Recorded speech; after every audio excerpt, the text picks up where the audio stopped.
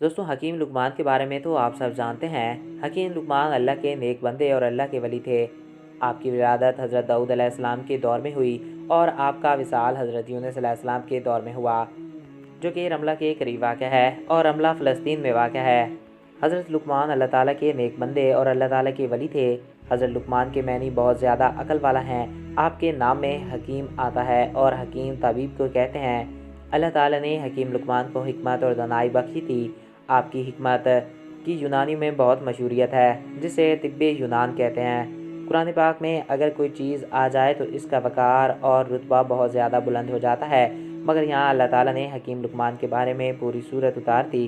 اس کی حکمت کے بہت سارے واقعے مشہور ہیں۔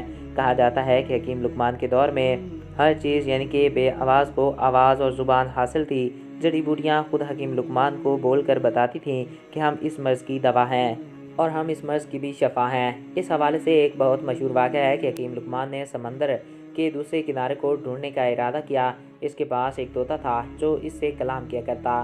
حکیم لقمان نے اپنی ہمت سے جڑی بوٹیوں کو ساتھ ساتھ ایک ایسی دوا تیار کی جس کے کھانے سے طوطا بغیر خرچ کھائے پیے اور بنا تھکاوٹ کے 6 ماہ تک اپنی اڑان کو جاری رکھ سکتا تھا۔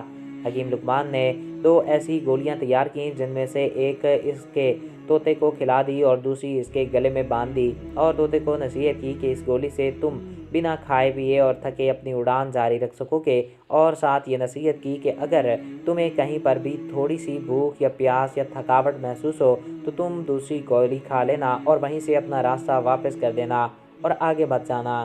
طوطے نے حکیم لقمان سے اجازت لی اور سمندر کی طرف اپنی اڑان کو جاری کر دیا۔ طوطا سلسلہ 6 ماہ تک اپنی اڑان کو جاری رکھے ہوئے، لیکن ابھی تک اس سمندر کا دوسرا کنارہ نہیں ملا۔ طوطے کو اڑتے ہوئے 6 ماہ سے زائد کا عرصہ گزر چکا تھا۔ اب اسے بھوک اور پیاس محسوس ہونے لگی تھی، تھکاوٹ کا بھی احساس ہونے لگ گیا، مگر یہاں تک جہاں وہ پہنچ چکا تھا اسے سمندر کا کنارہ دور تک نہیں دکھائی دیا۔ اسے ارد گرد نہ تو کوئی درخت ہی تھا نہ ہی پہاڑ نظر آیا جس کے اوپر وہ بیٹھ کر سانس لے سکتا تھا۔ تھوڑا آگے جانے کے بعد اسے سمندر میں ایک چٹان نظر آئی۔ طوطا اس کے اوپر جا کر بیٹھ گیا۔ دراصل وہ چٹان نہیں، ایک بہت بڑی مچھلی تھی۔ جب اس نے حرکت کی تو طوطا حیران ہو گیا کہ وہ چٹان کیسے حرکت کر رہی ہے۔ مچھلی بھی اس طوطے کو دیکھ کر حیران ہو گئی اور اس طوطے سے کلام کرنے لگی۔ کیونکہ اس وقت ہر چیز کو زبان تھی تو مچھلی نے اس سے پوچھا کہ تم کون ہو اور یہاں تک کیسے آئے؟ طوطے نے کہا تم کون ہو؟ تو مچھلی نے کہا کہ میں سمندر کی مخلوق ہوں، اور طوطا بہت حیران ہوا اور کہا میں نے آج تک اپنی زندگی میں اتنی بڑی مچھلی کبھی نہیں دیکھی۔ اس نے کہا میں حکیم لقمان کا طوطا ہوں اور مجھے لقمان نے سمندر کا دوسرا کنارہ ڈھونڈنے بھیجا ہے۔ میں نے بہت زیادہ سفر کیا ہے مگر ابھی تک مجھے دوسرا کنارہ نہیں ملا اور اب میں تھک گیا ہوں اور آگے میں نہیں جا سکتا۔ کیا تم جانتے ہو سمندر کا دوسرا کنارہ کہاں ہے؟ تب مچھلی نے کہا تم یہاں تک کیسے آئے ہو؟ تو اس طوطے نے حکیم لقمان کا سارا ماجرا اس کو بتا دیا۔ تب مچھلی نے کہا کہ سمندر کا دوسرا کنارہ کہاں ہے یہ مجھے معلوم نہیں، لیکن میں اتنا کر سکتی ہوں کہ تم جہاں سے آئے ہو تمہیں وہاں تک پہنچا سکتی ہوں، کیونکہ اگر میں سمندر کے اندر جاتی ہوں تو بہت بڑی مچھلیاں سمندر میں موجود ہیں جو مجھے کھا جائیں گی۔ طوطے نے کہا ٹھیک ہے، مجھے واپس بھیج دو۔ تب مچھلی نے کہا میری پیٹھ پر بیٹھ جاؤ۔ تو طوطے نے ایسے ہی کہا تو مچھلی نے پلکتے جھپکتے طوطے کو اس جگہ پہنچا دیا جہاں سے اس نے 6 ماہ کا سفر شروع کیا تھا۔